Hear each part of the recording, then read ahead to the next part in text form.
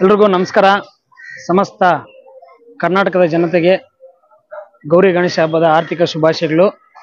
ಅದೇ ರೀತಿ ನಮ್ಮ ಕುರುಡುಮಲೆ ಲಕ್ಷ್ಮೀ ಗಣಪತಿಯ ಬ್ರಹ್ಮರಥೋತ್ಸವ ಪ್ರಯುಕ್ತ ನಾಳೆ ಅಂದರೆ 28ನೇ ತಾರೀಕು ನಾಳಿನ ದಿನ ಕುರುಡುಮಲೆ ಬ್ರಹ್ಮರಥೋತ್ಸವ ನಡೀತಿದೆ. ದಯವಿಟ್ಟು ಎಲ್ಲ ಭಕ್ತಾದಿಗಳು ಬಂದು ದೇವರ ಕೃಪೆಗೆ ಪಾತ್ರ ಆಗಬೇಕು. ಅದೇ ರೀತಿ ನಮ್ಮ ಜಾತ್ರೆಗೆ KSRTC ಸಂಸ್ಥೆಯಿಂದ ಬಸ್ಸುಗಳ ವ್ಯವಸ್ಥೆ ಇದೆ. ಖಾಸಗಿ ಕಾರಲ್ಲಿ ಬರೋರು ಊರ ಎಂಟ್ರೆನ್ಸ್ ಎಲ್ಲ ಪಾರ್ಕಿಂಗ್ ವ್ಯವಸ್ಥೆ ಮಾಡಿದ್ದೀವಿ. ಗ್ರಾಮ ಪಂಚಾಯತಿ ಕಡೆಯಿಂದ ಪಾರ್ಕಿಂಗ್ ವ್ಯವಸ್ಥೆ ಮಾಡಿದ್ದೀವಿ. ದಯವಿಟ್ಟು ಸಮಸ್ತ ಭಕ್ತಾದಿಗಳು ಸ್ವಲ್ಪ ಅಡ್ಜಸ್ಟ್ ಮಾಡಿಕೊಂಡು, ಎಲ್ಲಿ ತೊಂದರೆ ಇಲ್ಲ, ನಮ್ಮ ಪೊಲೀಸ್ ಡಿಪಾರ್ಟ್ಮೆಂಟ್ ಅವರು ನಮಗೆ ಒಳ್ಳೆ ಸಹಕಾರ ಕೊಡ್ತಾ ಇದ್ದಾರೆ. ಜಾತ್ರೆ ಸುಸೂತ್ರವಾಗಿ ನಡೀತಿದೆ. ಎಲ್ಲ ಸಮಸ್ತ ಭಕ್ತಾದಿಗಳು ಬರ್ಬೇಕಂತ ತಮ್ಮಲ್ಲಿ ವಿನಂತಿ ಮಾಡ್ತಾ ಇದ್ದೀವಿ. ಭಕ್ತರಿಗೆ ವಿಶೇಷವಾಗಿ ಏನೆಲ್ಲ ಸೇವೆಗಳು ಸರ್? ಭಕ್ತರಿಗೆ ವಿಶೇಷವಾಗಂದ್ರೆ ಈಗ ಮೊದಲ ರೀತಿ ಒಂದೇ ಕ್ಯೂ ಇತ್ತು, ಈಗ 4-5 ಮಾಡಿದ್ದೀವಿ. ಅಂಗವಿಕಲರಿಗೆ ಸಪ್ರೇಟ್ ಆಗಿ ಒಂದು ಲೈನ್ ಮಾಡಿದ್ದೀವಿ.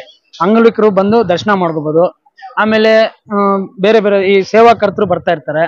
ಸೇವಾಕರ್ತರು ದೇವಸ್ಥಾನಕ್ಕೆ ಸೇವೆ ಮಾಡಿರೋರು ಇದ್ದಾರೆ, ಅವರು ಬಂದು ದರ್ಶನ ಮಾಡ್ಕೊಂತಾರೆ.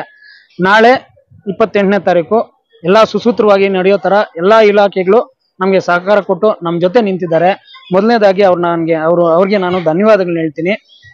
ಸಮಸ್ತ ಭಕ್ತಾದಿಗಳು ಎಲ್ಲ ಬಂದು ದೇವ್ರನ್ನ ದರ್ಶನ ಮಾಡಿ, ಕುರುಡುಮಲೆ ಮಹಾಗಣಪತಿ ಅಂದ್ರೆ ಶ್ರೇಷ್ಠವಾದಂತ ಒಂದು ಇದು ಮಹಾಸ್ಥಳ.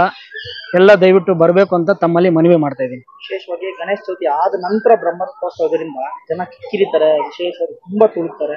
ಅದಕ್ಕೆ ಎಲ್ಲಾ ರೀತಿಯಲ್ಲ ಗ್ರಾಮ ಪಂಚಾಯತ್ ಸಿದ್ಧವಾಗಿದೆಯಾ? ಹೌದು, 100% ಅದರಲ್ಲಿ ಬೇರೆ ಮಾತೇ ಇಲ್ಲ. ಗ್ರಾಮ ಪಂಚಾಯತಿ ಆಗಿರ್ಬೋದು, ಆರೋಗ್ಯ ಇಲಾಖೆ ಆಗಿರ್ಬೋದು, ಪೊಲೀಸ್ ಇಲಾಖೆ ಆಗಿರ್ಬೋದು, ನಮ್ಮ PWD ಇಲಾಖೆ ಆಗಿರ್ಬೋದು, ಎಲ್ಲಾ ಇಲಾಖೆಗಳು ಜಾತ್ರೆನ ಸುಸೂತ್ರವಾಗಿ ನಡೆಸೋದಕ್ಕೆ ಸನ್ನದ್ಧವಾಗಿದೆ.